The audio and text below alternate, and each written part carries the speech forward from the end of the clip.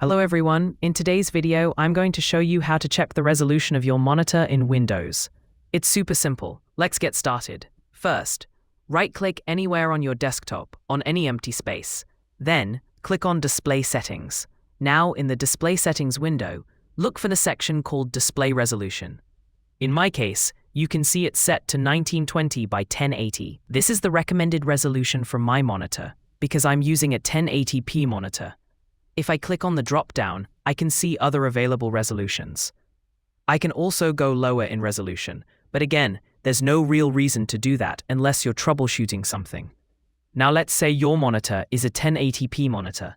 In that case, you'll see the highest resolution as 1920 by 1080, and you won't be able to go above that. But if you're using a 4K monitor, you'll see a lot more resolution options, and you can pick the one that best suits your needs. And that's it for today.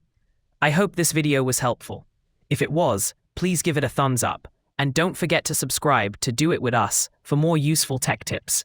Thanks for watching, and I'll see you guys in the next one.